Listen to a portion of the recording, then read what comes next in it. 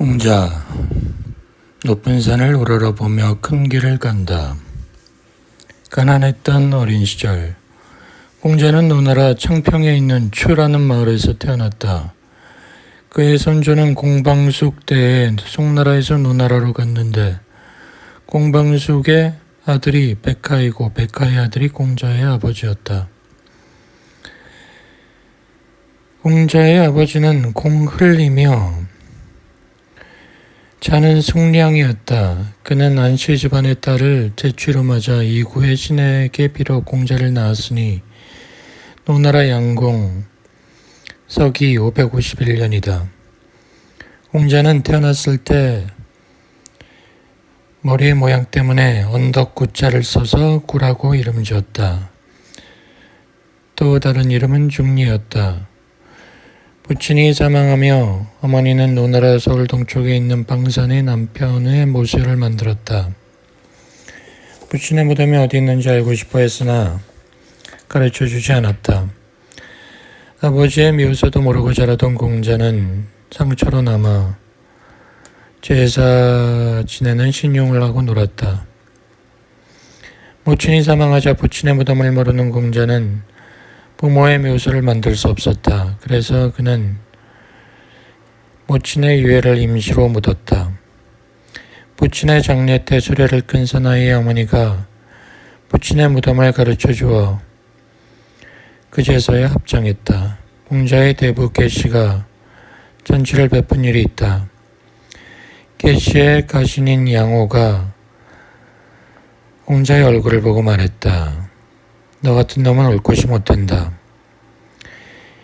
이때 공자의 나이 17살이었다. 대부 계시의 청고지기로 지냈다. 정직했다. 목장에서도 일했다. 학문의 뜻을 두고 있던 공자는 공부를 하며 자신의 앞날을 준비했다. 고전을 외우고 좋은 스승을 찾아다녔다. 그리고 자기도 스승이 되었다. 노자와의 만남. 어느 날 공자의 제자인 남궁경숙이 노나라 군주에게 말했다. 공 선생님과 함께 주나라로 공부하러 가게 해 주십시오. 노나라 군주는 허락했다. 공자는 경숙과 함께 주나라에서 예에 대해 배우게 되었다. 공자 일행은 노자를 방문했다. 노자가 말했다. 사람을 보내는데 부자는 재물로써 하고 인자는 말로써 한다. 나는 부자도 아니고 인자도 아니지만 충고를 하겠다. 총명하고 통찰력이 깊으면서도 죽음의 위험에 직면하게 되는 사람이 있는데 남을 비판하기 때문이다. 말을 잘하고 박식하면서 몸을 위태롭게 하는 자가 있는데 남의 약점을 폭로하기 때문이다. 효자는 자기 몸을 자기 것으로 여기지 않고 충신은 자기 몸을 자기 것으로 여기지 않는 법이다. 공자가 노나라로 온 뒤 공자의 제자가 되려는 사람이 늘어났다. 노나라는 약소국으로 초나라와 친하게 지내면 진나라가 화를 내고 진나라에 붙으면 초나라가 침공했고 제나라를 소홀히 하면 제나라가 쳐들어왔다. 제나라 경공이 노나라를 방문하게 되었는데 공자라는 스승이 있다는 말을 듣고 물었다.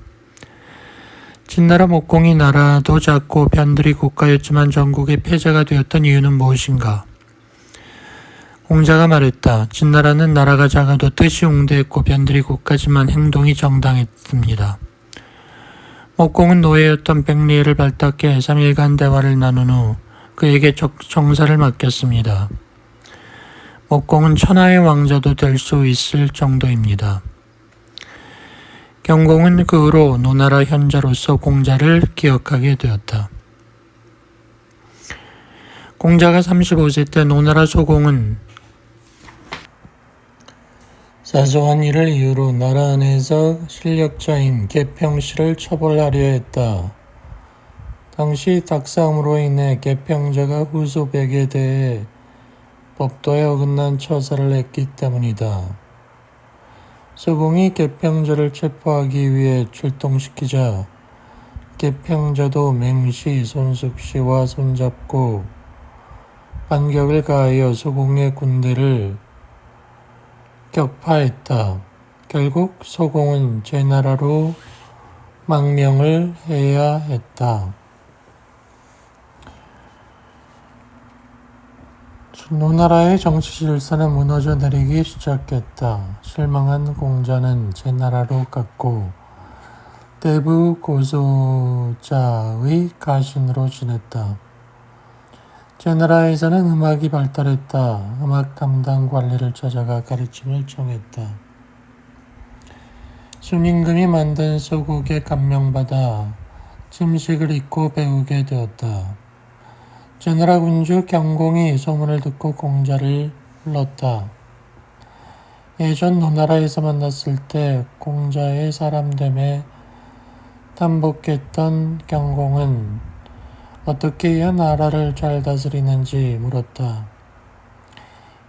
군군, 신신, 부부, 자자. 정말 그 말이 맞군. 군신과 부자가 각기 본벌을 다하지 아니하면 재정이 풍부해도 태평하지 못하겠군. 또 정치의 구체적 방책에 대해 물었다. 먼저 재정을 절약해야 합니다. 경공은 만족하고 공자를 장관으로 발탁하려 했으나 재상 안녕이 반대했다. 대개 유학자는 공리공론을 일삼기 때문에 낭패를 보기 쉽습니다. 그들은 자신만만해 남의 의견에 귀를 기울이지 않으니 신하로서 다루기 힘듭니다. 그들은 허리허식을 소중히 하여 죽은 자에 대한 예절을 시끄럽게 떠들고 가산을 탕진하며 거창한 장례를 지내도록 하고 있어 일반의 관습으로 된다면 그것은 큰일입니다. 공자는 성인이 돌아가신 뒤 주왕실이 쇠퇴했다 하여 우리 예법을 업신여기며 이학이 버려진 채 있다고도 하고 복장이 어떻고 머리에 쓰는 관이 어떻고 보행법은 어떻고 떠들어댑니다. 이런 것은 1년은커녕 평생이 걸려도 배울 수 없습니다. 경공은 하는 수 없이 공자 발탁을 포기하고 말았다. 그 일이 있고 난 뒤에 공자에 대한 경공의 태도는 변하지 않았으나 두 번 다시 예에 관한 화제는 끄집어내지 않았다. 공자는 하직하고 궐내로 들어갔다. 경공은 당황했다. 당신 나라의 승상 정도는 안 되더라도 그에 버금가는 대우를 해주겠소. 공자는 제나라에 머물기로 했다. 그러나 제나라 중신 사이에 이러한 왕의 결정에 반발하는 사람이 많았고 공자를 죽이려는 자까지 나왔다. 그런 기미를 눈치채고 있었다. 경공이 공자를 불러 말했다. 일전에 그렇게 말했으나 생각해보니 나도 늙었소. 결국 공자는 제나라를 떠나 노나라로 갔다. 군자의 도로 꾸짖다. 공자가 노나라에 귀국한 지 몇 년이 지나 소공이 망명지에서 죽자 그의 동생이 뒤를 이었다. 이 사람이 정공이다. 그가 등극한 이후 노나라에서는 하극상이 심했다. 공자는 귀국 후 10년간 시에서 예학 경구와 교육에 힘쓰며 정치 쪽에도 기웃거리고 있었다. 계씨를 배반한 가씨 공산씨가 반란을 일으키고 사람을 보내 공자를 초빙했다. 공자 나이 50이었는데 괴로운 나날을 보내고 있을 때였다. 반란 분위기는 하지만 초청이 온 것이다. 주나라 문왕과 무왕만 해도 소영주에서 출발하여 왕업을 이룩했다. 나도 이제 그곳에서 내 능력을 시험해 볼까 한다. 제자들을 모아놓고 말하면서 떠나려는 공자를 자로가 만류했다. 공자가 말했다. 어쨌든 나를 초빙하겠다는 것은 보통 일이 아니다. 나에게 정치를 맡겨준다면 주나라의 이상 정치를 재현하겠다. 정말 단단한 것은 두드려도 부서지지 않는다. 정말 깨끗하다면 칠해도 검어지지 않는다. 그러나 결국은 제자들의 만류를 뿌리칠 수 없어 초빙에 응하지 못하게 되었다. 그 공자는 전공으로부터 장관에 임명되었다. 취임한 지 1년이 지나자 공자는 벌써 나라를 다스림에 뛰어난 능력을 발휘해 주변 나라들도 처세술을 본받게 되었다. 정공 10년, 서기 전 500년, 노나라는 제나라와 강화를 맺게 되었다. 그해 여름 제나라에서는 대부 여서가 경공에게 다음과 같이 경고했다.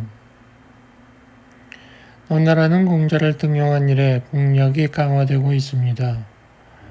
무슨 수를 쓰지 않으면 우리나라를 위협할 겁니다. 예전부터 공자를 알던 경공은 그렇다 싶어 노나라의 사절을 파견해 정공을 협곡으로 초청했다. 정공은 출발 준비를 명했다. 이때 정공을 보좌하던 공자가 정공이 무장하지 않은 채 가려하자 말렸다. 외교 교섭에도 군비를 잊지 말며 군사적 일에도 외교를 잊지 말라 했습니다. 옛부터 국경으로 나갈 때 재우는 만일에 대비하여 무관을 데리고 갔습니다. 정공은 그 말을 받아들여 무관을 대동했다. 회담이 진행되고 있는 협곡의 회의장에는 단이 마련되어 있었다. 정공과 경공은 가볍게 인사 나눈 뒤 단상에 올라가 술잔을 주고받는 예를 마쳤다. 제나라 관리가 나와 아뢰었다. 양국의 우호를 축하하는 뜻으로 음악을 들려드리겠습니다.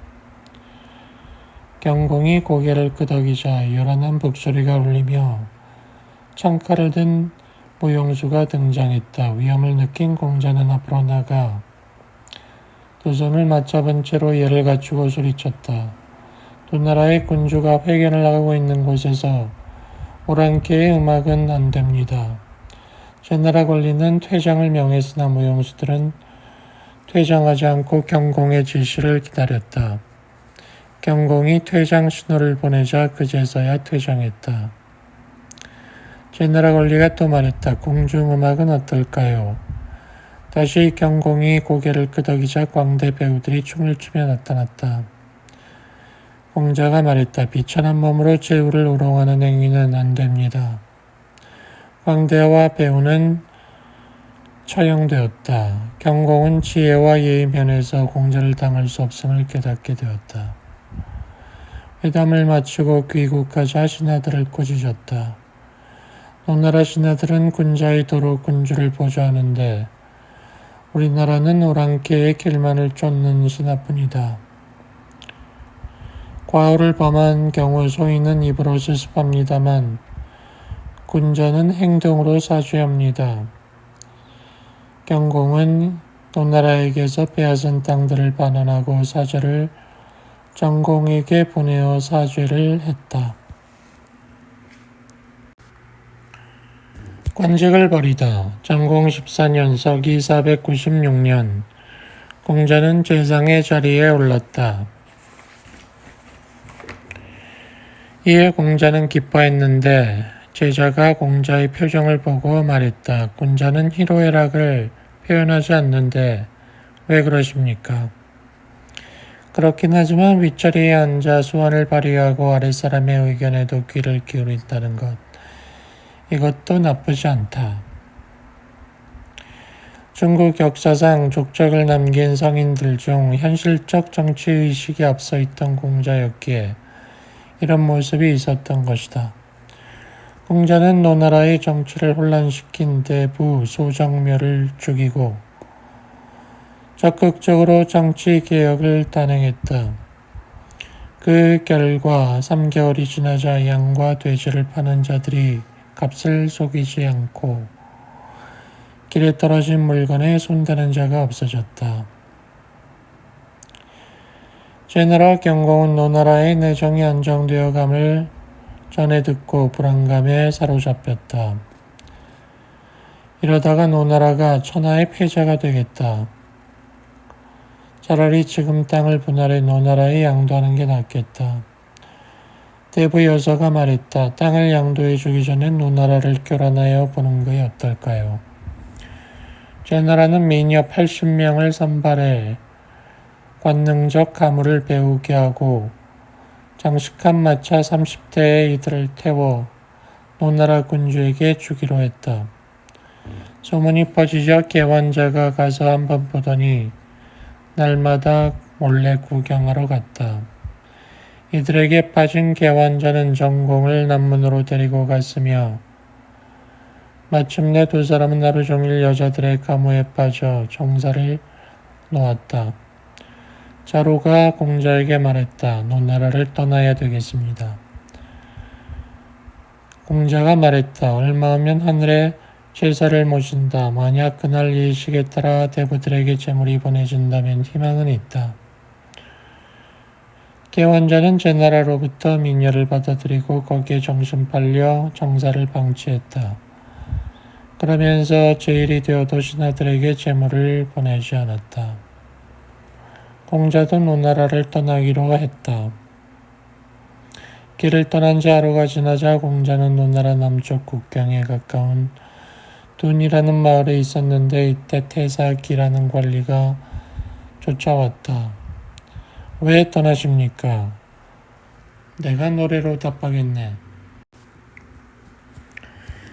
군주가 여인의 말에 따르면 군자는 떠나고 여인을 가까이 하면 신하와 나라는 멸망에 이르네.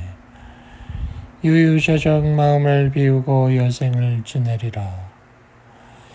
이 노래가 제나라에서 온 미녀들에 빠져있는 대신들을 탓하는 것임을 안 기는 서울로 돌아왔다. 개환자가 물었다. 공자가 뭐라든가. 사실대로 아뢰었다. 개환자는 한숨을 쉬었다. 모이들 때문에 선생에게 죄를 지었구나. 엄연한 하늘의 뜻이 있는데 공자는 그 뒤 위나라로 가서 자로의 손위 처남인 안탁주의 집에 있었다. 공자가 자기 나라에 머무르고 있다는 사실을 알게 된 위나라 영공은 등용하고자 했다. 공자에게 물었다. 노나라에서는 어느 정도 받았습니까? 6만두 받았습니다. 위나라에서도 6만두를 받게 되었다. 영공에게 공자를 위험인물이라 모함하는 자가 나타나 영공이 불편해했다. 영공은 공손여가라는 사나이를 시켜 공자를 감시하게 하였다. 공자는 위험을 느껴 10개월 만에 떠났다.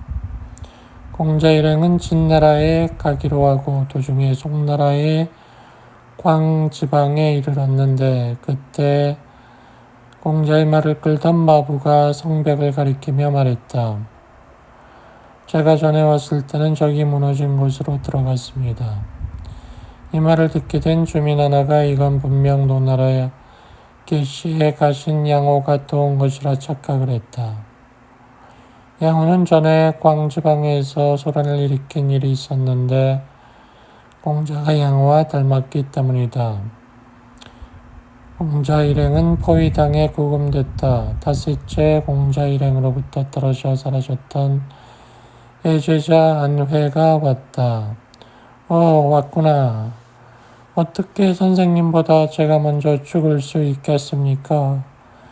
당시 육아에서는 아랫사람이 먼저 죽는 게 불선함이었다. 그렇지만 몇 날이 지나도 구금이 풀리지 않자 제자들이 동요했다. 걱정할 거 없다. 주나라 문왕은 이미 없으나 나는 그 길을 계승하고 있다. 하늘이 나를 버릴 것이라면 나에게 이 길을 가르쳐 주지도 않았을 것이다. 하늘의 뜻이 있는데 광지방 사람들이 나를 어쩌겠는가.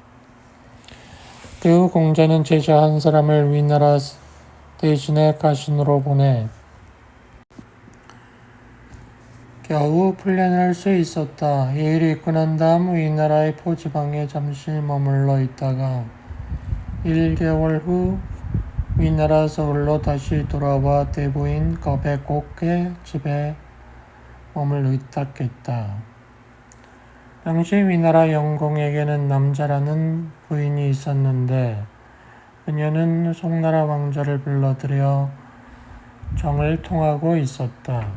이에 분노한 태자가 그녀를 살해하고자 했지만 실패하고 도망쳤다.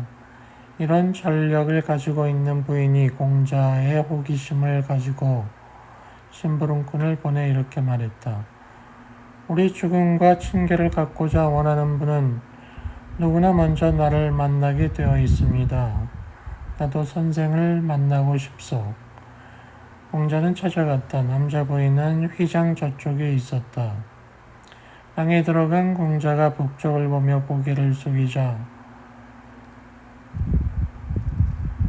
부인도 휘장 저쪽에서 답례했다. 그녀를 만나고 돌아온 공자는 제자를 향해 변명했다. 만날 생각은 없었지만 예의를 차린 것이다. 자루가 화냈다. 공자가 맹세했다. 내가 잘못했다면 천벌을 받아도 좋다. 그럼에도 불구 제자들이 품고 있던 스승에 대한 의구심은 해소되지 않았다. 이 행동 또한 현실적 처세에 대한 공자의 집착을 보여주는 것이다. 위나라로 들어온 지 달포가 지날 무렵 공자는 영공의 초대를 받았다. 공자가 찾아가 보았더니 영공은 수레에 부인과 함께 타고 있었는데 황관인 궁궐을 옆자리에 태우고 공자는 뒷자리에 태우는 것이었다. 나는 여색을 즐기는 자가 덕을 추구하는 게 본 일이 없다. 그는 영공의 환멸을 느껴 위나라를 떠났다. 그 해에 노나라에서는 정공이 죽었다. 그 뒤 공자는 조나라를 지나 송나라 영내로 갔다. 어느 날 나무 그늘에서 제자들에게 예에 대한 강의를 하고 있을 때 공자에게 창피를 당한 적이 있는 송나라의 무관 환괴가 공자를 죽이려고 나무를 잘랐다. 공자는 죽을 뻔했다. 제자들이 급했다. 떠나십시오. 위험합니다. 나는 하늘로부터 덕을 받은 몸이다. 환관 따위가 나를 죽일 수가 있겠느냐. 또 제자들과 방랑길에 들어선 공자는 정나라 도읍에 들어섰는데 제자들과 길이 어긋나 혼자 동문에 떨어져 서 있게 되었다. 이것을 본 주민이 스승을 찾아 헤매던 제자 자공에게 말했다. 동문 근처에서 사람을 보았소. 요임금과 비슷하고 목덜미는 현인 고도와 닮았는데 어깨는 명상자산과 똑같았소. 허리 아래는 우임금보다 세치가량 부족한데 지침 모양이 집 없는 강아지 같았습니다. 상갓집 개 같았습니다. 그 후 공자를 만나자 자공이 그 이야기를 하자 공자가 말했다. 생김새는 어여튼 간에 집 없는 상갓집 개 같다는 말은 그럴듯하구나. 그 후 공자는 진나라에 있게 됐는데 3년이 지나자 진과 초가 세력을 겨루다가 앞을 다투어 진으로 왔다. 게다가 온 나라까지 가담했으니 진나라는 침략에 시달렸다. 그러자 공자는 귀국을 결심했다. 아이고 돌아가자. 고향에는 의욕이 넘치는 젊은이들과 노력하여 희망을 잃지 않고 있는 젊은이들이 있을 테니까. 진나라를 떠나 포지방을 통과했다. 마침 공숙씨가 그 지방에서 위나라의 반란을 일으켰다. 이 때문에 공자는 포위당했다. 공자의 제자인 공양은유는 머리가 좋고 용기도 있는 대장부였다. 그는 자기 수레 5대를 이끌고 따라다녔는데 앞으로 나와 말했다. 제가 이전에 선생님을 따라 괭지방에 갔을 때 고검당한 적이 있었는데 지금 또 같은 경우에 부딪혔습니다. 선생님과 고생하느니 차라리 싸우다 죽겠습니다. 그리고 적을 향해 나갔다. 그 기세에 상대방은 겁을 먹고 공자에게 조건을 걸었다. 위나라로 가지 않는다고 약속하면 보내주겠소. 공자는 조건을 받아들였지만 동문을 나서자마자 위나라로 갔다. 약속을 어기실 건가요? 자공이 묻자 대답했다. 강요된 약속은 하늘이 받지 않는다. 위나라 영공은 공자가 온다는 말을 듣고 마중 나갔다.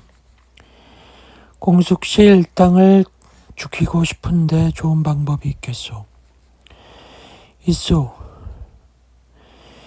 영공이 또 말했다. 대부들은 무력 행사에 반대하고 있어.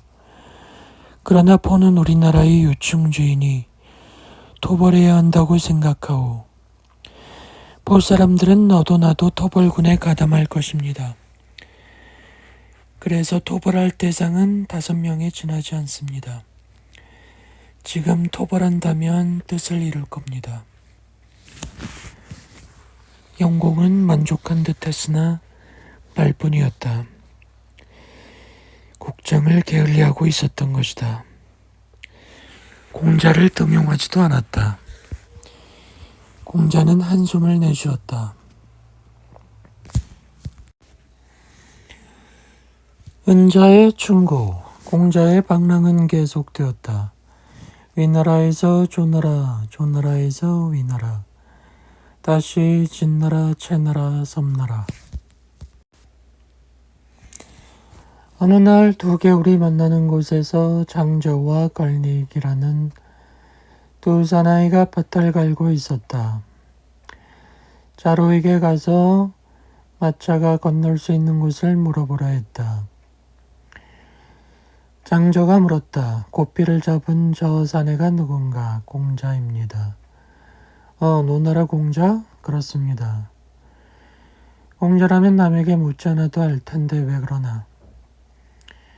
걸닉이 말했다. 당신은 누군가? 자로입니다. 공자의 제자인가? 예. 천하의 이치란 이 개울의 흐름과 같은 것이야.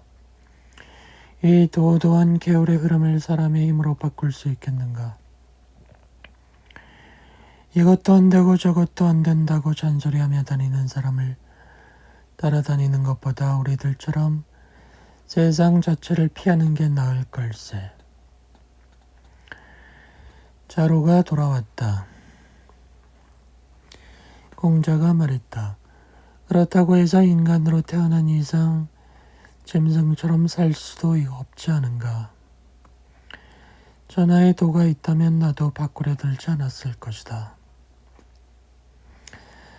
어느 날 자로가 공자 일행으로부터 헤어져 헤매고 있을 때 노인을 만났다. 우리 선생을 못 보셨나요? 선생? 땀 흘려 일도 안 하고 곡식도 구별하지 못하는 인간이 선생인가? 공자가 말했다. 그분은 훌륭한 은자로구나. 공자가 채나라로 옮긴 지 3년 후 오나라가 진나라를 공격했다. 이에 조나라가 진나라를 돕고자 성보에 군대를 보냈다. 조왕은 공자가 국경지대에 있음을 알고 자기 나라로 초빙했다. 공자는 출발 준비를 했다. 그러자 진나라와 채나라의 대부가 당황했다. 공자는 현인이다. 그의 제후에 대한 비판은 틀림이 없다. 우리 내정에도 밝을 것이다. 초나라는 대국이다. 초나라가 공자를 등용한다면 진나라, 채나라에서는 문제가 될 것이다. 그로 인해 공자가 포위당했다. 자로가 물었다. 공자도 공할 때가 있나요? 그렇다. 그러나 소인처럼 당황하지는 않는다. 다른 제자 자공에게도 분노의 빛이 나타났다. 공자가 말했다. 너는 내가 뭐든 다 알고 있다고 생각하나? 아닙니까? 아니다. 나는 다만 사물의 일관된 원리를 알고 있을 뿐이다. 일이 관지할 뿐이다. 그러나 시간의 흐름과 함께 제자들의 동요는 더해졌다. 이에 공자는 이야기했다. 자로가 불려나갔다. 시경에 코뿔소도 아니고 호랑이도 아닌데 나는 광야를 헤맨다 라는 말이 있는데 우리가 처한 상황이다. 우리의 길이 잘못되었기 때문일까? 자로가 말했다. 우리들이 사람들의 신뢰를 받지 못하는 것은 우리들이 인자로서 아직 불충분하기 때문이며 우리들의 길이 사람들에게 받아들여지지 않는 것은 지자로서 불충분하기 때문입니다. 아니다. 인자가 반드시 신뢰를 받는다면 어째서 백의 숙제의 비극이 일어날 수 있는가? 또 지자의 길이 반드시 행하여진다면 어째서 왕자 비간의 불행이 있겠는가? 공자는 자공을 불러 같은 질문을 했다. 선생님의 도는 너무나 높고 멉니다. 그러므로 천하는 선생님을 받아들이지 못하고 있는 것입니다. 세상 사람들이 받아들이도록 좀 낮추면 어떨까요? 훌륭한 공부는 농작물을 잘 심지만 반드시 좋은 수확을 거둔다 할 수 없으며 훌륭한 장인은 명기를 만들지만 모든 사람의 기호에 맞출 수는 없다. 군자는 충분히 닦고 천하를 다스릴 규범을 만들지만 천하가 그를 받아들인다고 말할 수 없는 것이다. 내 너는 충분히 길을 닦지도 않고 천하에 받아들여질 것만 생각한다. 뜻이 작다.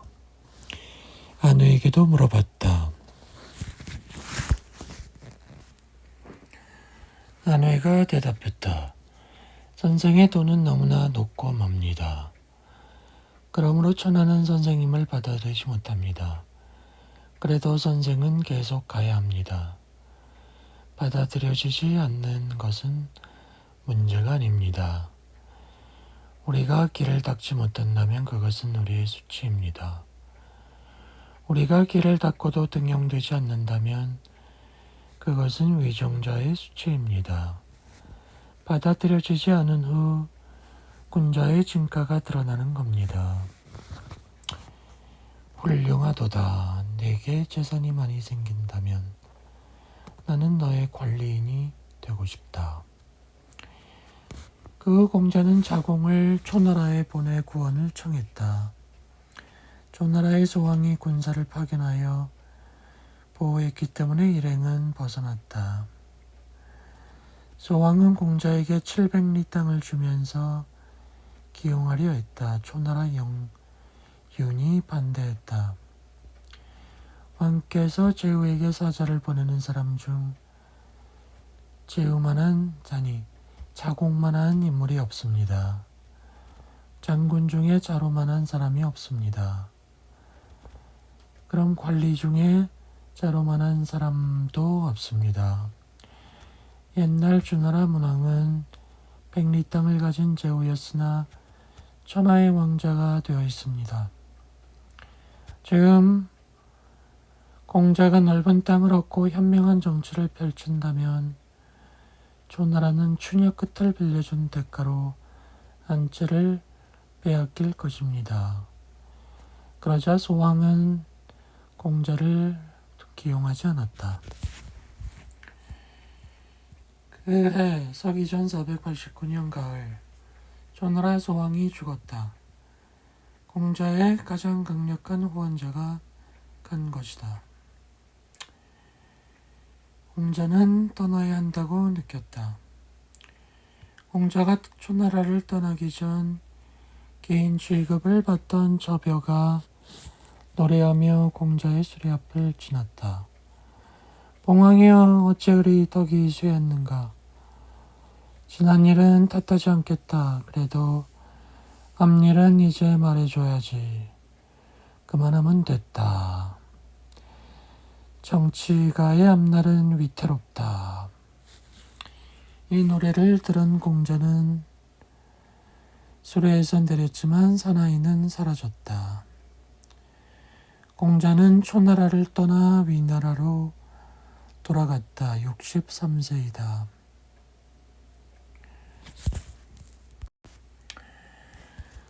안회와 자루. 공자는 위나라를 떠나 고향 노나라로 갔다. 고향을 떠난 지 14년 만이다. 노나라 정공은 죽고 그 아들 애공의 시대가 되었지만 애공에게도 공자를 기용할 덕은 없었다. 공자는 제자를 가르치는 일에 전념했다. 공자의 제자 중에 학업에 힘쓰고 유계에 통달한 자는 77명이 있다. 도덕의 실천에서는 안회, 민자건, 염배구, 중궁이 뛰어나고 정치력으로는 염류와 자로가 뛰어나고 말하는 것은 제야와 자공이 뛰어나고 학문에서는 자유와 자하가 뛰어났다. 그러나 결점이 있어서 자장은 잘난 척했고 중삼은 둔하고 자고는 어리숙하고 자로는 덜렁거리고 했다. 학문을 열심히 하는 아내만 해도 너무 가난했고 반대로 자공은 천명을 감수하려 하지 않고 상업에 손을 댔다. 제자들 중에서 스승의 정신적 지주가 되었던 이는 안회와 자로였다. 안회는 노나라 출신으로 공자보다 30살 아래다. 안회가 인의 실천에 관한 가르침을 받고자 했을 때 공자는 답했다. 욕망을 누르고 분수를 지킬 일이다. 누구나 이렇게 할 수 있다면 이상적인 사회가 출현할 것이다. 안회에 대해서 말했다. 그는 훌륭한 사람이다. 단사표밀한 식사를 하는 데다 오막살이에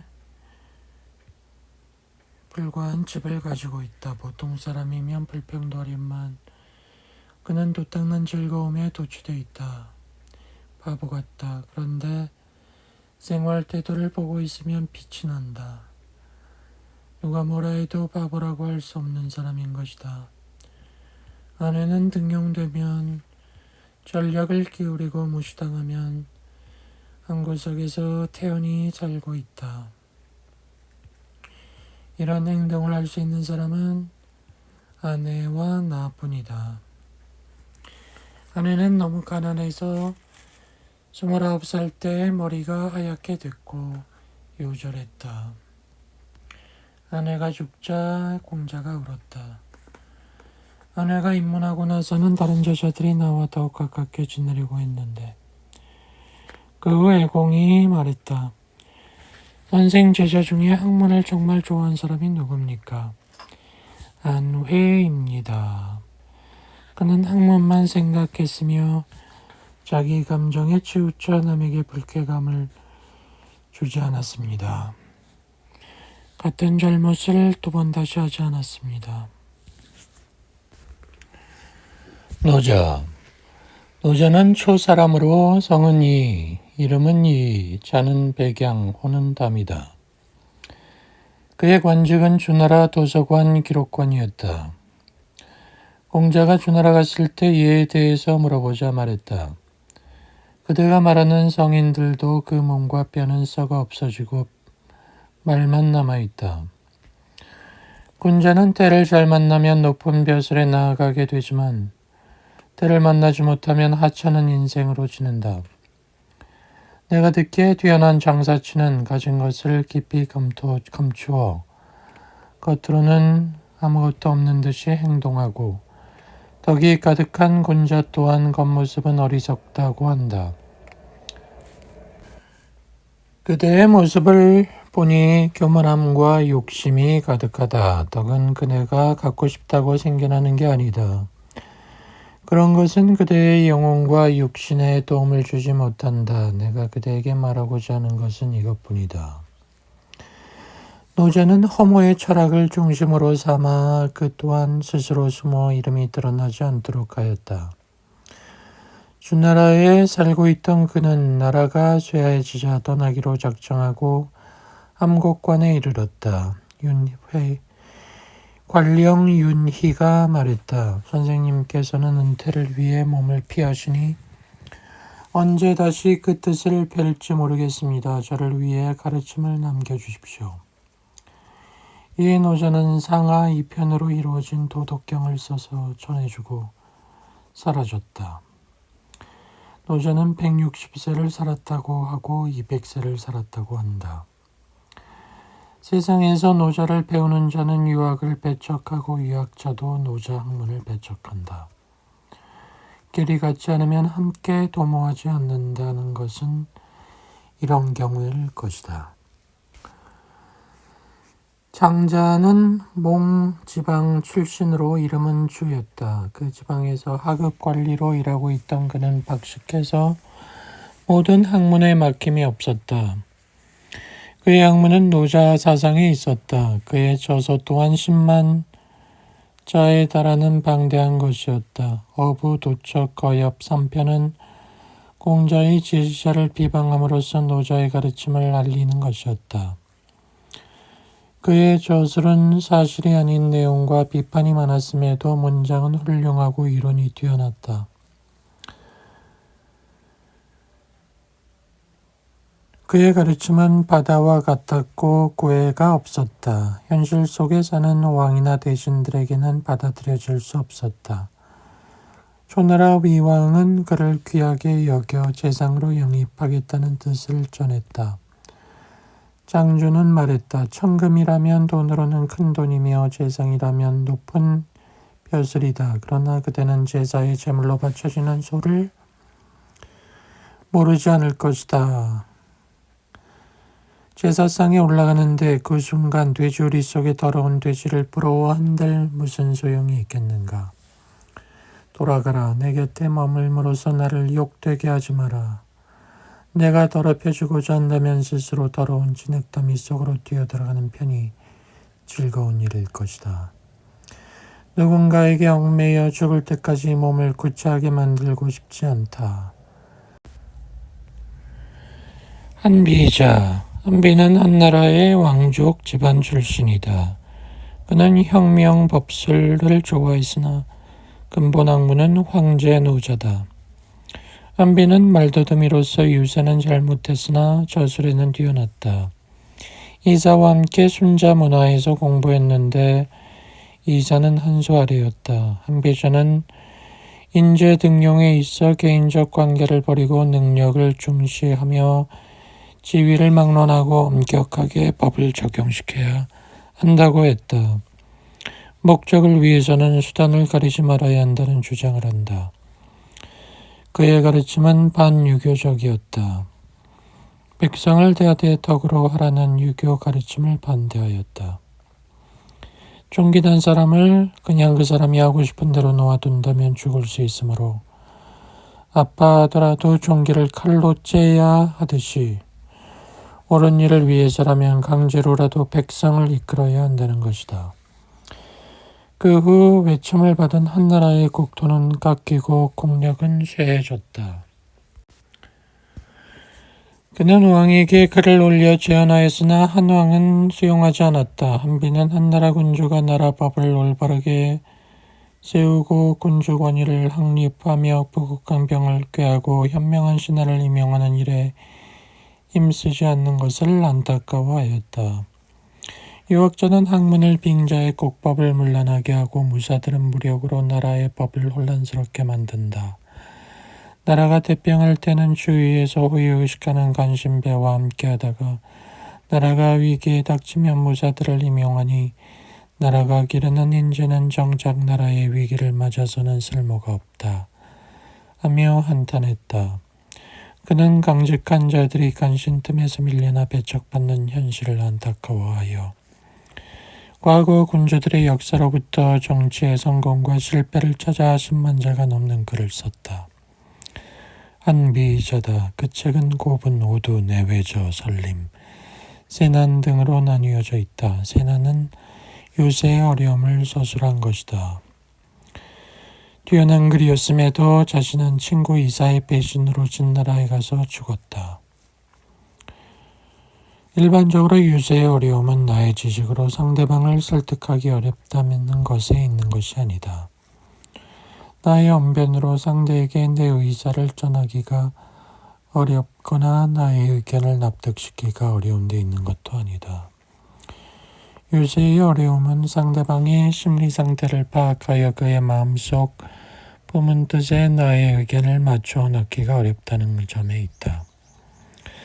상대편이 명예를 얻는데 관심이 있을 때 이익에 대해 말한다면 안 될 것이다. 모든 일을 도모함에 있어 비밀을 지키면 성공하나 비밀이 누설되면 실패한다. 그러므로 유세객이 상대의 비밀을 누설하진 않지만 상대와의 이야기 중에 상대의 비밀을 알게 되면 그의 목숨은 위태로워진다. 상대방에게 어떤 잘못이 있을 때 유세객이 드러내서 그의 잘못을 언급하면서 빠른 이론을 내세워 끝까지 잘못을 추궁하면 목숨이 위태롭게 된다. 윗사람이 우연히 어떤 책략을 손에 넣게 되어 그것을 자기 전략인 양 써먹으려고 할 때 유세객이 그 사실을 눈치채면 그 또한 위험해진다. 유세의 요령은 상대가 자랑스럽게 여기는 일에 대해서는 이를 추켜 세우고 그가 수치로 여기고 있는 일에 대해서는 거론하지 말아야 한다는 것이다. 상대방이 자기 계략에 대해 자신감에 차 있으면 그 계획의 실패에 대해서는 말하지 말라. 그 스스로 결단을 내린 일에 대해서는 반대 의견을 내놓지 마라. 진정한 충신은 군주의 뜻에 거스르는 말은 하지 않아야 한다. 간언은 반드시 받아들여지도록 해야 한다. 그렇게 된 후라야 자신의 뜻을 설득할 수 있다. 먼저 신뢰를 쌓음으로써 쓸데없는 의심이나 불신이 사라지고 나면 그 후로는 어떠한 비판을 하여도 그 뜻이 받아들여지게 된다. 은나라 탕왕시대의 재상 이유는 요리사에 불과했고 백리에 또한 노예였지만 그 위치를 이용하여 재상 자리에 오를 수 있었다. 두 사람은 모두 성인 반열에 오를 수 있는 사람이면서도 천한 일을 통해서 큰 일을 하였던 것이다. 송나라에 부자가 하나 있었는데 어느 날 비가 와 담장이 무너졌다. 아들이 말했다. 아버님, 담을 고쳐 쌓지 않으면 도둑이 들게 됩니다. 그때 이웃에 사는 사람도 집주인을 만난 자리에서 같은 말을 하는 것이었다. 그날 밤 집에 도둑이 들어 재산을 잃게 되었다. 집주인은 아들은 현명하다 칭찬하면서 이웃 사람에 대해서는 의심을 품었다. 옛날 정무공은 호나라를 정복하기 위하여 자기 딸을 호나라 임금에게 보냈다. 그런 다음에 신하들을 향하여 말했다. 내 이제 군사를 일으켜 국토를 넓히고자 한다. 어느 나라를 치는 게 좋을까? 관기자라는 머리 좋은 신하가 나섰다. 호나라를 공격하는 게 좋습니다. 무공이 말했다. 호나라는 우리나라와 형제의 의를 맺은 나라다. 그대가 호나라를 치라고 하니 어떤 말인가? 그는 관기자를 죽였다. 호나라 임금이 이 말을 듣고 역시 정나라는 형제 나라라 판단에 경계를 하지 않았다. 얼마 후 정나라 군대는 호나라를 공격해 빼앗았다. 두 경우 모두 충고를 한 사람은 뛰어난 지혜를 가졌으나 한 사람은 죽음을 당했고 한 사람은 도둑으로 물렸다. 이것은 지혜를 짜내는 게 어려운 게 아니라 지혜를 어떻게 쓰느냐가 어려운 것을 보여주고 있다. 용이라는 짐승은 잘 길들이면 그 등에 탈 수 있다. 다만 목줄기에 한 젖가량의 거꾸로 선 비늘이 있어 타는 사람이 잘못하여 그걸 건드리면 죽게 된다. 임금에게도 이러한 영린이 있거늘 유색에게 영린을 건드리지 아니하면 일단은 성공이다. 안비자의 책이 진나라에 전해진 후 진시황은 책을 접한다. 진시황은 이 사람에게 매료된다.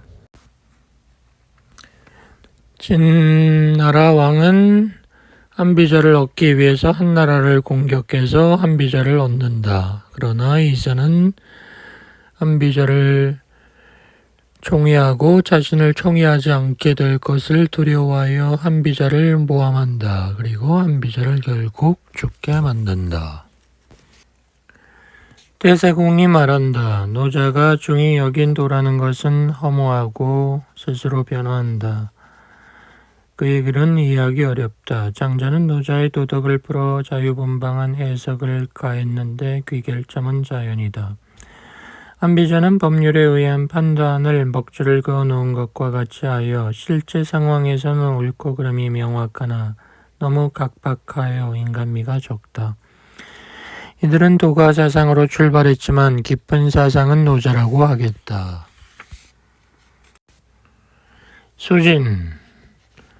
수진은 악양 사람으로 제나라에 가서 귀국 선생에게 공부하며 유재수를 배웠다.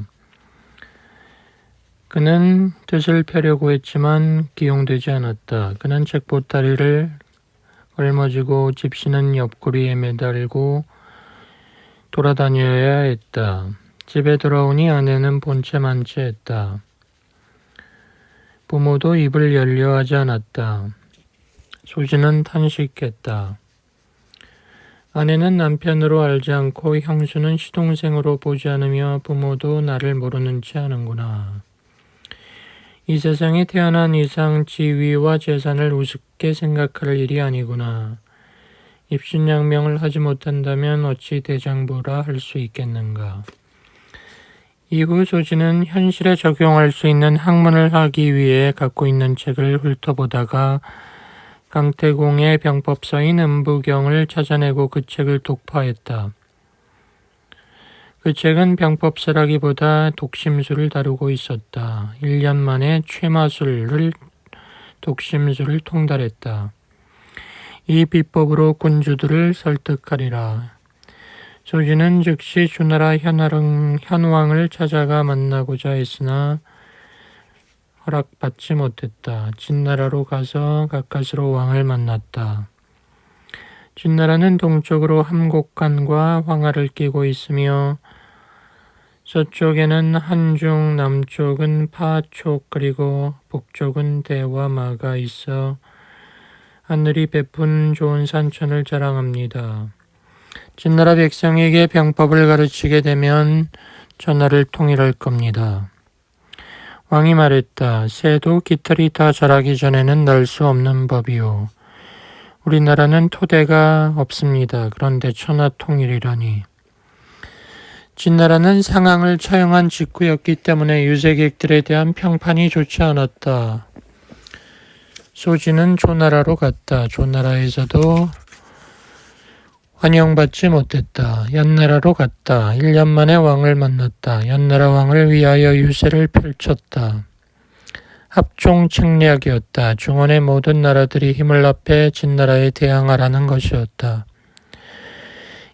이것에 반대되는 연횡론은 소진의 친구 장의가 주장했다. 연나라는 동쪽으로 조선과 요동, 북쪽으로 임호와 누번, 서쪽으로 운중과 구원, 남쪽은 호타하와 역수로 쌓여 있다. 땅은 사방 2,000리에 이르고 병력은 수십만입니다. 이 전쟁 통해 태평성대를 누리는 나라는 연나라뿐인데 왜 연나라가 무사한지 아십니까? 이웃 조나라 때문입니다. 조나라가 장벽이 돼주고 있으니까. 그러므로 합종을 맺어서 진나라를 경계해야 합니다.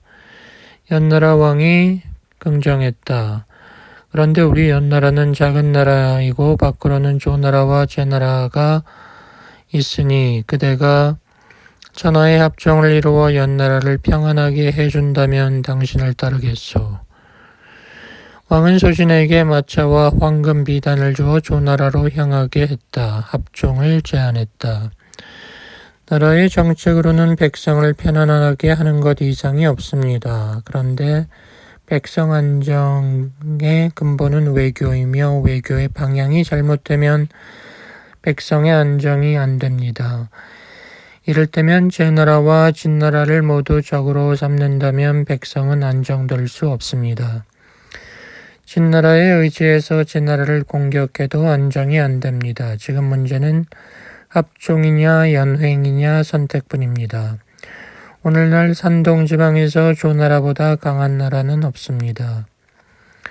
나라의 크기는 사방 2,000리입니다. 전차가 1,000대, 식량은 많습니다. 북쪽에 연나라가 있으나 연나라는 약소국입니다. 진나라가 가장 두려워하는 나라는 조나라뿐입니다. 그런데 진나라가 군사를 일으켜 조나라를 공격하지 않는 이유는 한나라와 위나라가 배후를 칠까 두렵기 때문입니다. 따라서 한나라와 위나라는 조나라의 보호막입니다. 그러나 진나라가 한나라와 위나라를 친다면 이 두 나라는 항복하게 되고 진나라는 조나라를 칠 겁니다. 현명한 군주라면 적의 강약을 파악하고 안으로는 국력을 헤아려 전쟁을 하지 않고도 승패를 알 수 있는 법입니다. 어찌 총명을 사람들의 말로써 가리고 깜깜한 어둠 속에서 있겠습니까? 지금 천하의 형세를 보면 제후들의 영토는 진나라의 5배나 되며 제후들의 병사는 진나라의 10배나 됩니다. 6나라가 힘을 합쳐 진나라를 공격하면 격파할 수 있을 겁니다. 반대로 진나라를 섬기기만 한다면 신하가 될 것입니다. 연횡론자들은 모두 제후들의 땅을 쪼개서 진나라에 바치려는 생각뿐입니다. 그러므로 그들은 밤낮으로 진나라의 힘을 빌어 제후들에게 공갈과 협박을 해 토지의 양도를 요구하는 것입니다. 현명한 임금은 의욕을 갖지 않으며 아부를 싫어하고 유언비어의 길을 제거합니다. 안위, 조제, 연초의 6나라를 묶어 합종하고 진나라에 맞서는 방책보다 더 좋은 방법은 없습니다. 천하의 제후들과 장군 재상이 한자리에 모여 백마를 제물로 바치며 협약을 맺어야 할 것입니다. 이렇게 소신은 합종동맹의 책임자가 되었고 6나라의 재상을 겸임했다. 북쪽의 조나라 왕을 만나러 가던 소신은 도중에 고향 낙양을 지나게 되었다. 주나라 현왕은 전에 그를 냉대했던 적이 있으므로 공연히 마음이 편치 않아 사신을 보내 환영했다. 소진의 형제와 형수도 쳐다보지 못했다. 합종을 완성한 소진은 조나라로 돌아왔다. 조나라 왕은 봉업을 내리고 무왕군이라 칭했고 육국 합종의 사실을 진나라에 통보했다. 진나라는 15년 동안 함곡관 밖으로 나오지 못했다. 그 후 진나라는 제나라와 위나라를 꿰어 조나라를 함께 침으로써 합종을 깰 계책을 마련했다. 드디어 제나라와 위나라가 조나라를 공격하자 조나라 왕은 소진을 꾸짖었다. 소진이 연나라에 가서 협정을 위반한 제나라를 응징하자고 했으나 거절당했다. 합종책이 끝났다. 한편 진나라는 연나라를 자기 편으로 끌어들이기 위해 연나라 태자에게 공주를 보냈다. 바로 그 해에 연나라 왕이 죽고 태자가 왕이 됐다. 그 무렵 연나라가 상중인 틈을 타 제나라가 공격 10개의 성을 점령했다. 연나라 왕은 소진을 불러 비난했다. 선생이 연나라에 왔을 때 선왕께서 여비를 주어 조나라 왕을 만나게 하였고 결과 6개국 합종이 되었소. 그런데 지금 제나라는 조나라를 치고 연나라를 치니 선생 때문에 우리는 망했소. 선생께서 빼앗긴 땅을 찾아올 수 있겠소. 그러겠습니다. 소진이 제나라로 가서 왕을 만났다. 굶어 죽어도 회를 먹지 말란 말이 있습니다. 먹을수록 죽음을 재촉하기 때문입니다. 지금 연나라가 약소국이긴 하지만 진나라와 혼인 관계를 맺고 있습니다. 대왕께서 연나라의 성을 빼앗았지만 연나라가 진나라의 힘을 빌려 쳐들어오게 되면 그것은 난리가 됩니다. 성공하는 자는 화를 복으로 바꿀 줄 알고 실패를 성공의 어머니로 삼습니다. 전화위복합니다. 그러니 빼앗은 10개의 성을 돌려주십시오.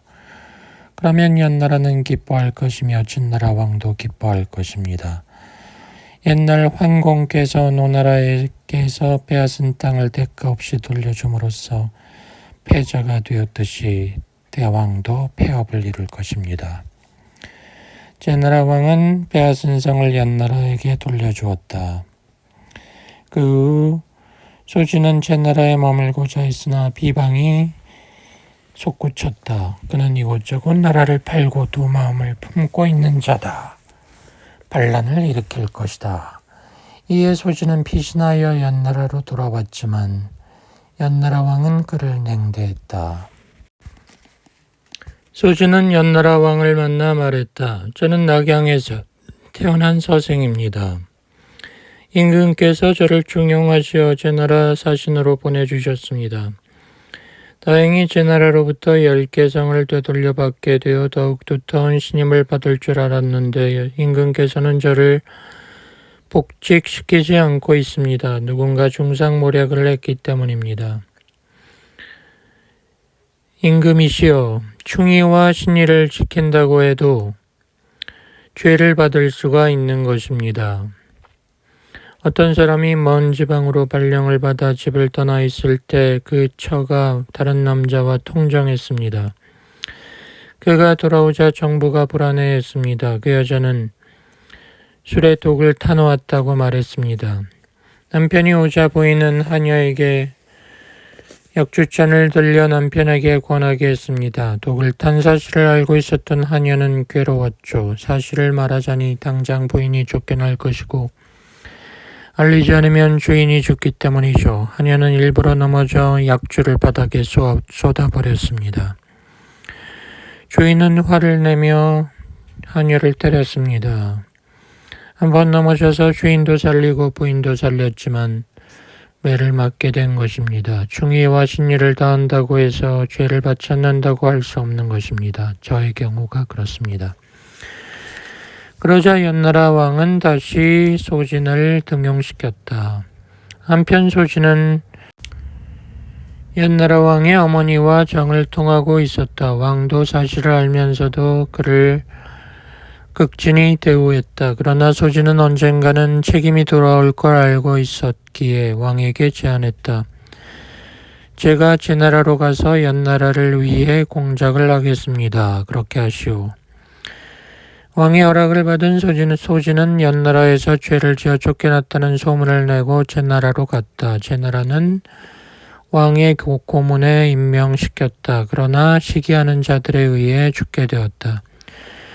소진의 죽음을 안타깝게 여긴 제나라 왕은 범인을 찾고자 했으나 잡지 못했다. 죽어가던 소진이 유언을 남겼다. 제가 죽거든 시체를 거열령에 처하시고 모든 사람에게 구경시키면서 소진은 연나라를 위해 제나라를 모반했다고 말하십시오. 그러면 범인이 나타날 것입니다. 왕은 그렇게 하겠다고 했다. 그렇게 하자 범인이 나타나 처형시켰다. 아기 전단. 연나라의 충신 아기. 아기는 매우 훌륭한 사람으로 병법을 좋아했고 일찍이 조나라에서 벼슬을 했다. 이웃 연나라는 왕이 어리석어 국정을 정승인 자지에게 맡기고 원락 속에 지나니 정사가 문란해졌다. 제나라 민왕이 연나라를 공격해 왕을 죽이고 자지를 죽였다. 시체로 젖을 담갔다. 그 뒤에 연나라에는 소왕이 즉위했는데 소왕은 절치부심하며 제나라에 대한 복수를 생각했다. 선시어외 소왕은 패전의 수치를 씻기 위해 인재를 구하고자 했다. 과계가 찾아왔다. 제왕은 훌륭한 스승을 모시고 왕자는 좋은 친구를 가지고 있고 패자는 좋은 신하를 거느리는 법입니다. 예의를 다하여 상대를 받들고 겸손하게 가르침을 청하면 훌륭한 인재가 모입니다. 상대방에게 경의를 표하고 그 의견을 듣는다면 인재가 모입니다. 그러나 상대방과 똑같이 행동하면 자기와 비슷한 사람만 모입니다. 소왕이 물었다. 누구에게 가르침을 청할까? 이런 얘기가 있습니다. 옛날 어느 왕이 천금을 걸고 천리마를 사려 했습니다. 그러나 3년이 지나도록 구할 수 없었습니다. 어느 날 사오겠다고 나선 사람이 있었죠. 그에게 맡겼습니다. 석 달 후 그는 천리마가 있다는 소식을 듣고 달려갔지만 말은 이미 죽은 뒤였습니다. 그는 죽은 말의 뼈를 500금에 사가지고 돌아왔습니다. 왕은 노했죠. 내가 원하는 건 살아있는 말이오.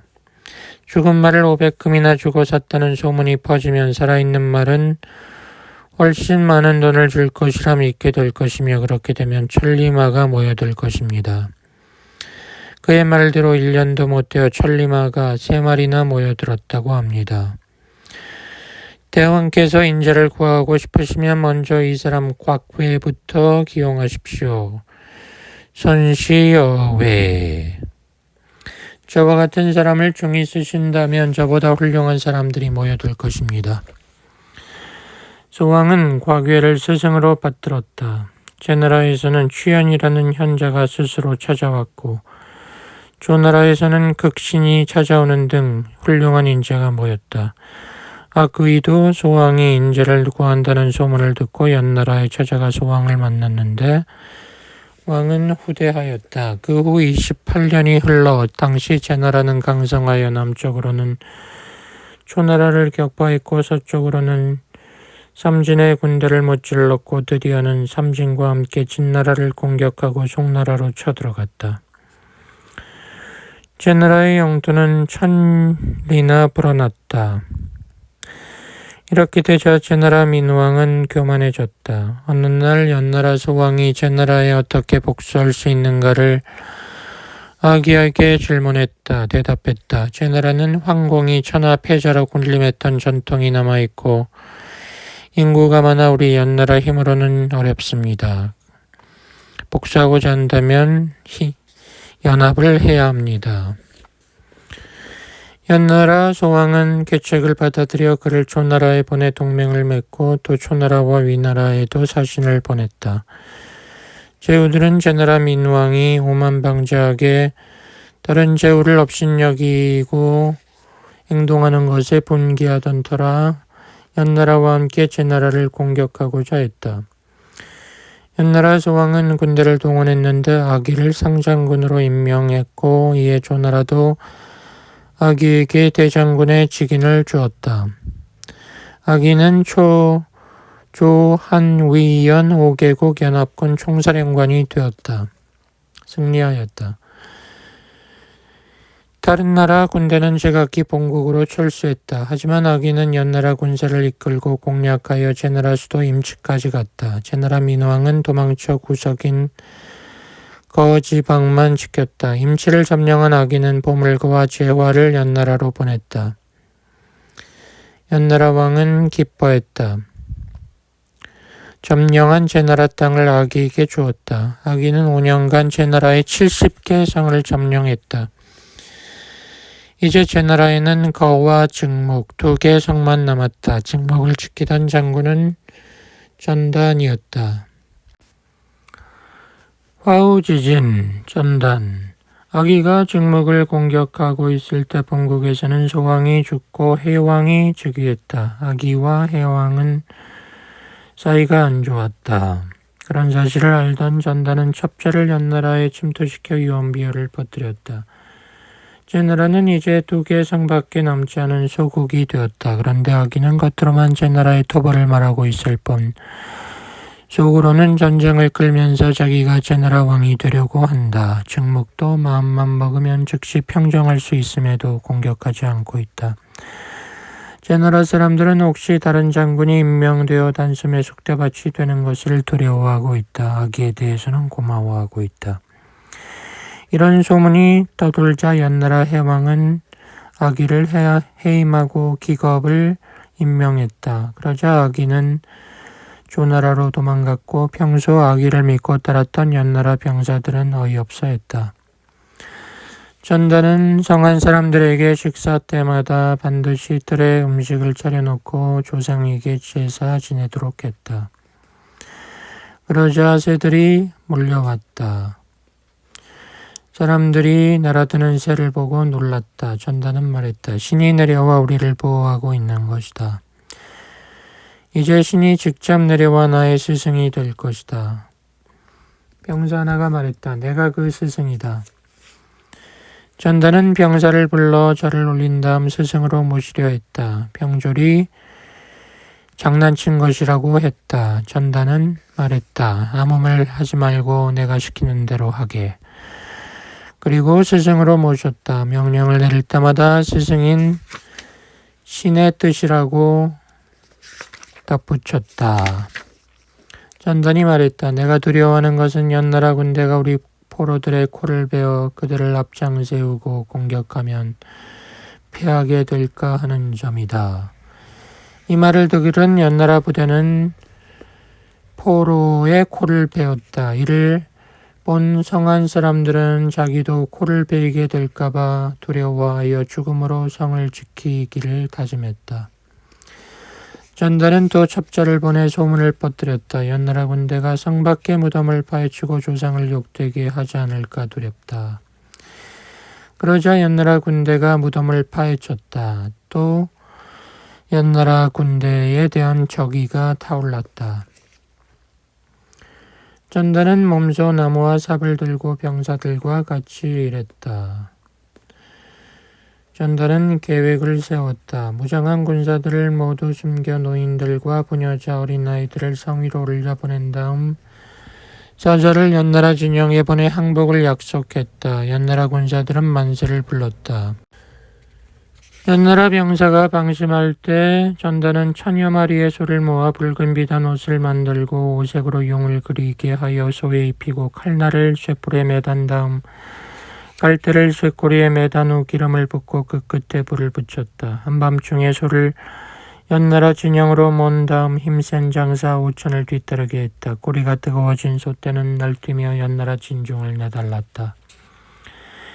연나라 병사는 혼비백산했다. 쇠꼬리 횃불은 빛났는데 자세히 살펴보니 달려오는 동물들이 용의 모습을 하고 있는데 부딪히면 죽었다. 거기에 5천이 넘는 장사들이 입에 재갈을 물고 아무 말도 없이 돌격해 왔고 성 안에서는 북을 울리며 함성 소리가 사방을 진동했으며 노인과 아이들도 노쇠 그릇을 두드리며 소리쳤다.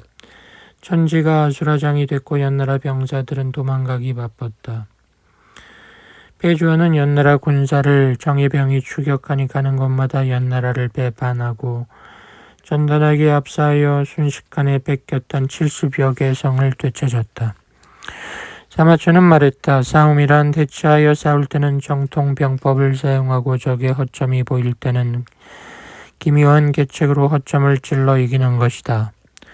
싸움을 잘하는 사람은 기묘한 계책을 무궁무진하게 쓰며 병법을 사용함이 쇠사슬의 처음과 끝이 없듯이 절묘하다. 처음에는 처녀와 같이 약하게 보여 대비조차 하지 않게 하며 그 후에 날랜 토끼와 같이 기습하면 처녀 탈토 하면 적이 막으려 해도 여유가 없을 것이다. 이것이 전단의 경우이다. 연나라 해왕은 전단에게 패하고 난 뒤 아기를 해임한 것을 후회하였다. 한편으로 아기가 조나라로 피신한 것을 괘씸하게 생각하였으며 또 앙심을 품고 있는 아기가 공격해 오지 않을까 걱정했다. 야왕은 아기에게 사자를 보내 사과했다. 선왕께서는 나라의 국정을 장군에게 맡겼었소. 그리고 장군은 연나라를 위해 제나라를 물리치고 선왕의 원수를 갚아 천하의 연나라의 명성을 휘날리게 만들었소. 그런데 과인이 즉위했을 때 신하들이 과인을 잘못 인도했소. 과인이 장군을 기겁과 교체시킨 것은 장군이 오랫동안 타국에서 뜨거운 햇볕에 시달렸기 때문에 휴식하도록 했을 뿐이요. 그런데 장군은 조나라로 가버렸군요. 아기가 답장을 보냈다. 아무 재주 없는 신이 왕명을 받들고 대신들의 뜻에 따르지 못하고 선왕의 공적에 누를 끼치고 대왕의 의로운 덕망에 누를 미칠까 두려워 조나라로 오게 된 것입니다. 성스러운 임금은 친하다는 이유로 벼슬을 주지 않고 공이 많은 사람에게 상을 주며 능력이 있는 사람에겐 임무를 맡긴다고 합니다. 그러므로 공을 이루는 임금은 사람의 재능을 살펴 벼슬을 주고 이름을 빛내는 선비란 임금이 하는 바를 올바로 지적하여 임금을 섬기는 것입니다.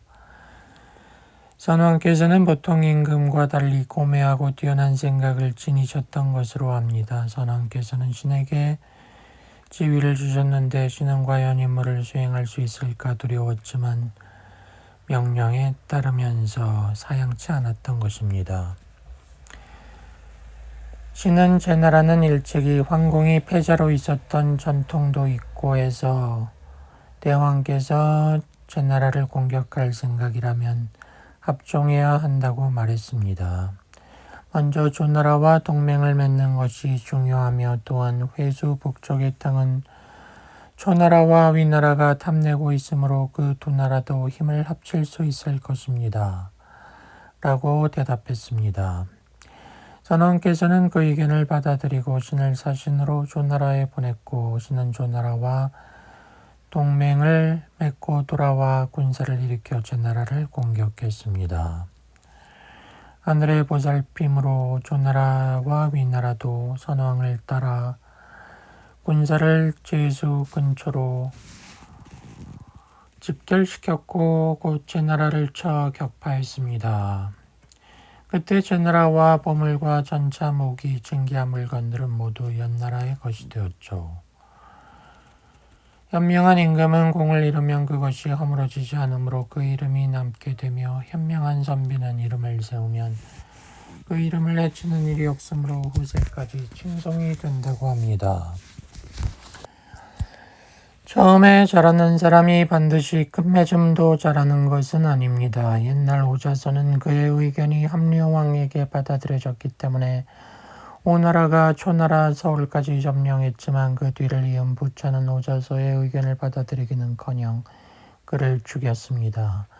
부차는 선왕의 정책을 그대로 이어가면 공을 세울 수 있다는 사실을 깨닫지 못했기 때문에 오자서를 죽이고도 후회하지 않았던 것입니다. 오자서는 두 임금의 도량이 같지 않다는 것을 깨닫지 못했기 때문에 죽었던 것입니다. 그러므로 죽지 않고 공로를 세워 선왕의 업적을 드러내는 것이 최상책이며 모욕적인 비방을 받고 선왕의 이름을 더럽히는 것은 최하책입니다.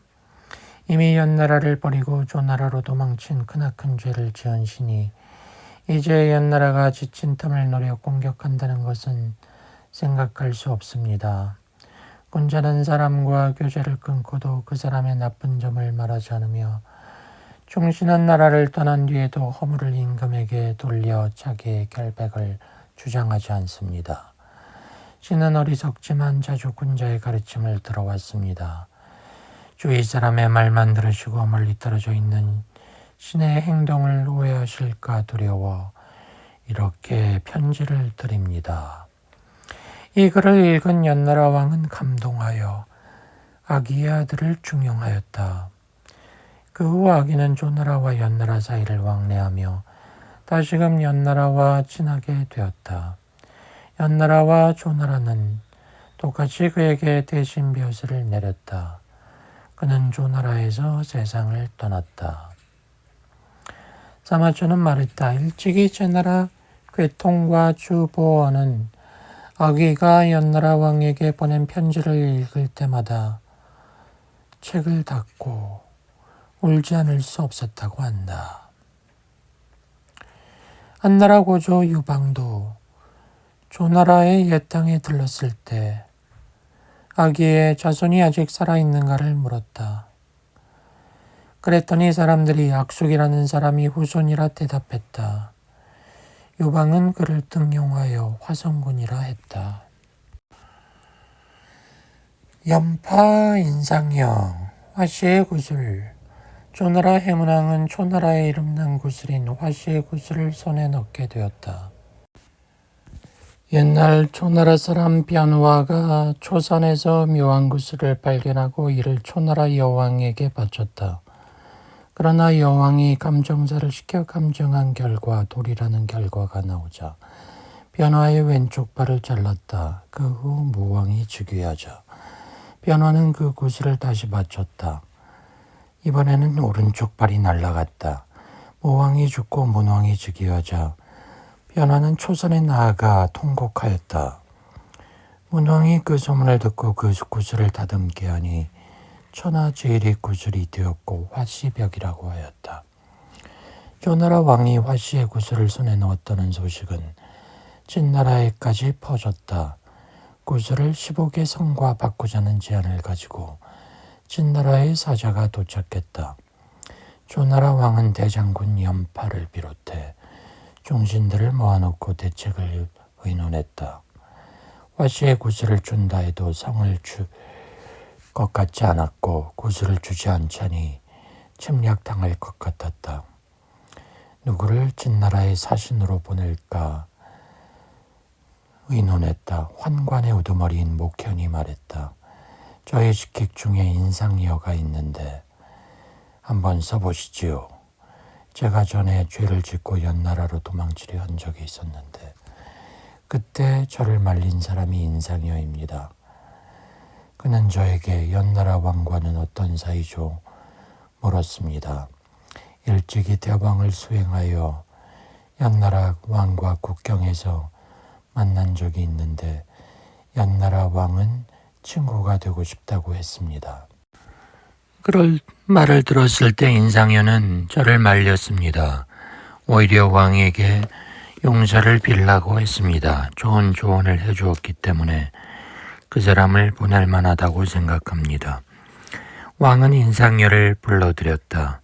진나라가 이러이러하게 얘기를 했다. 어떻게 해야 좋겠는가? 상대는 막강한 진나라입니다. 들어줄 수밖에 없습니다. 그렇지만 구슬만 빼앗기고 땅을 얻지 못한다면 웃음거리가 되지 않겠소. 진나라는 제안을 해왔습니다. 그러므로 구슬을 주지 않고 제안을 거부하면 잘못이 우리에게 돌아옵니다. 하지만 구슬만 받고 땅을 주지 않는다면 잘못은 진나라에게 넘어갑니다. 차라리 제안을 받아들여 잘못을 진나라가 뒤집어 쓰도록 하는 게 낫습니다. 제가 구슬을 가지고 가겠습니다. 땅을 받으면 구슬을 놓고 오겠습니다만 그렇지 않을 때는 구슬을 가지고 돌아오겠습니다. 인상여가 구슬을 가지고 진나라로 가서 왕을 만났다. 진나라 왕이 땅을 줄 생각이 없는 것을 확인하고 인상여는 보석을 파괴하려는 제스처를 취했다. 그러자 진나라 왕이 자세를 바꾸었다. 진나라 왕에게 닷새 동안 목욕 재개를 요구했다.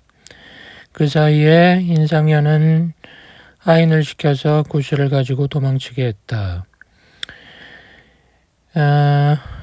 구슬의 인도를 요구하자 인상여가 말했다. 진나라는 목공일에 임금이 20여 대에 이르지만 약속을 지키지 않고 있습니다. 저 또한 왕에게 속임을 당해 조나라를 배반할까 두려워 이미 사람을 시켜 구슬을 가지고 돌아가게 했습니다.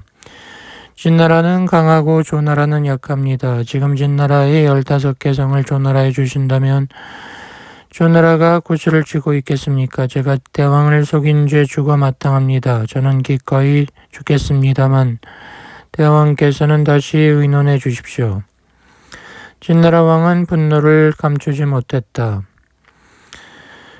왕이 제지했다. 그를 죽인다고 해서 구슬을 얻을 수 없다. 오히려 조나라와의 관계만 악화될 뿐이니 차라리 그를 후대하여 조나라로 돌려보내자. 그리하여 인상현은 귀국했다. 이후에도 땅을 주지 않았고 또 보석도 주지 않았다. 그리고 조나라에 사신을 보냈다.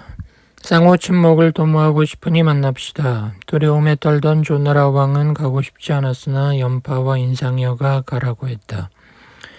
가시지 않으면 비겁하다는 것을 보이게 됩니다. 인상여가 수행하기로 했다. 연파가 국경까지 전송했다. 면지에서 왕들이 만났다. 진나라 왕이 말했다. 과인은 대왕이 음악을 좋아하신다고 알고 있습니다만 검은고를 한번 들려주시죠. 검은고를 연구했다. 진나라 서기가 앞으로 나와 모년 모일 진나라 왕은 조나라 왕과 만나 술을 마시며 조나라 왕에게 검은고를 연주하도록 했다라고 기록했다. 치욕스러운 역사가 기록된 것이다. 이때 인상여가 앞으로 나와 진나라 왕에게 말했다. 진나라 왕께서도 장구를 한번 쳐주시죠. 거부했지만 인상여가 협박했다. 대왕과 저와의 거리는 5차밖에 안 됩니다. 제목을 찔러 대왕을 피로 물들일 수도 있습니다. 진나라 왕의 좌우에 있던 신하들이 인상여를 칼로 치려 했다. 그러나 인상여가 호통을 치자 뒤로 물러났다. 진나라 왕은 마지못해 질장구를 한번 쳤다. 인상여는 조나라 서기를 불러 모년 모월 모시 진나라 왕은 조나라 왕을 위해 장구를 쳤다고 기록하게 만들었다. 회합이 끝나고 귀국한 후 조나라 왕은 인상여의 공로가 크다고 인정하여 상경의 벼슬을 내렸다. 연파는 자신보다 인상여의 지위가 높아지자 불쾌해했다. 나는 조나라의 장군으로 전쟁터에서 공로를 세웠다. 인상여는 겨우 혀만 놀렸는데도 나보다 높은 벼슬이다. 내 어찌 그 밑에 있겠는가. 연파의 말을 들은 인상여가 연파를 마주치기를 꺼렸다. 연파가 나오는 날에는 조정에 나가지 않았다. 인상여가 사람들에게 말했다. 염장군과 진나라 왕 중 누가 더 두려운 존재라고 생각하는가? 진나라 왕이 더 무섭죠. 그렇게 무서운 진나라 왕을 나는 면전에서 꾸짖고 그의 신하들에게 모욕을 주었다. 내가 아무리 모질이라 해도 염장군을 무서워하겠는가. 다만 내 생각으로는 지금 진나라가 조나라를 공격해오지 못하는 것은 우리 두 사람이 있기 때문이다. 만일 우리 두 호랑이가 싸우게 되면 나라가 망한다. 내가 염장군을 피하는 까닭은 나라의 위기를 생각하기 때문이다. 이 말을 들은 연파는 우통을 벗고 가시 회초리를 짊어진 채 인상여의 집에 가서 사죄하였다. 그 후 두 사람은 진한 우정을 나누는 친구가 되었다. 문경교우가 되었다. 목이 떨어져도 편치 않을 만큼의 우정을 나누는 사이가 되었다. 문경교우.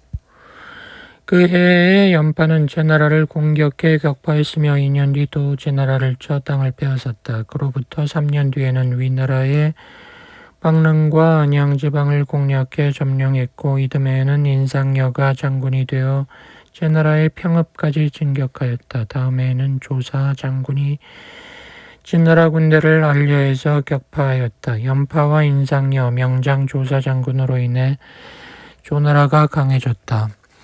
7년 후 진나라가 대군을 일으켜 조나라에 쳐들어와 양군대는 장평에서 맞섰다. 이미 조사는 죽었고 인상녀는 병이 위독했다. 조나라는 연파를 장군으로 삼아 진나라를 맡게 했는데 연파는 처음에 잇따라 패하자 성문을 닫고 나아가 싸우려 하지 않았다.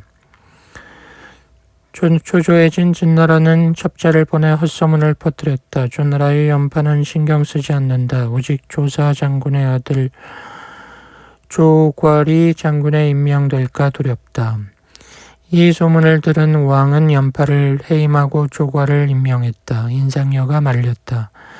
지금 조괄을 장군으로 삼으시려 하는 것은 검은 고줄을 풀로 붙여 연주하는 것과 같습니다.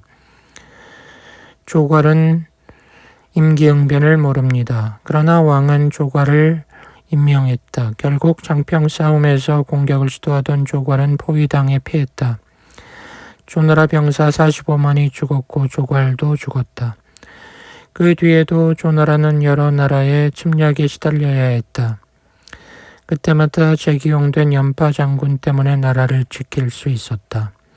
몇 년 후에는 침입해온 연나라를 물리쳤을 뿐 아니라 오히려 연나라 깊숙이 공격에 들어갔다. 연나라는 5개 성을 바치며 강화를 청했다. 조나라 왕은 연파에게 봉급을 주고 심평군이라 칭했다. 한편 연파가 장평에서 파면되었을 때 뿔뿔이 떠나버렸던 식객들이 벼슬이 높아지자 다시 모였다. 연파가 소리 질렀다. 들어오지 마. 한 식객이 말했다. 장군께서는 어찌 세상 이치를 모르십니까? 사람들이란 모두 이익을 쫓아다닙니다. 6년 뒤에 연파는 위나라의 번영을 공격하여 함락시켰다. 그 뒤 조나라 효성왕이 죽고 그 아들 도양왕이 즉위하자 연파 대신 악승을 장군으로 삼았다. 이에 분노한 연파가 악승을 죽이려다 실패하여 위나라로 도망갔다. 그러나 또 침략이 계속 이어지자 조나라 왕은 연파를 다시 기용하고자 했다. 물론 연파는 조나라에서 일하고 싶었다. 조나라 왕은 사자를 보내 연파가 아직 쓸만한지 알아보게 했다. 그러자 연파의 정적이었던 곽계라는 자가 사자에게 많은 돈을 주면서 연파를 비방하게 만들었다. 조나라 사자가 연파를 만났는데 연파는 아직 힘이 왕성하다는 것을 보여주기 위해 한 번 식사에 많은 음식을 먹고 갑옷과 투구를 쓰고 말에 뛰어올랐다. 그러나 사자는 이렇게 보고했다. 염장군은 늙었지만 식성은 좋았습니다. 하지만 신도 함께 있는 동안에 배가 아프다며 3번이나 변소해 갔습니다.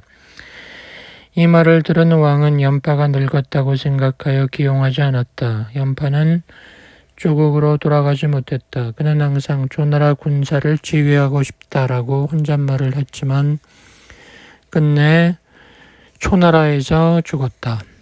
사마천은 말한다. 죽음을 각오하면 용기가 생긴다. 죽는 것 자체가 어려운 것이 아니라 죽음에 처하여 어떻게 임하는가 하는 것이 어렵다. 인상녀가 구슬을 되돌려 받고 기둥을 노려봤을 때, 그리고 진나라 왕의 신하들을 꾸짖을 때 죽을 각오로 임한 것이다. 선비 중에는 비겁하여 용기를 내지 못하는 경우가 많다. 인상녀는 용기를 내어 위험을 천하에 떨치고 물러나서는 연파에게 양보하니 그의 명성은 하늘보다 높고 태산보다 무거웠다. 지혜와 용기를 함께 지녔던 인물인 것이다.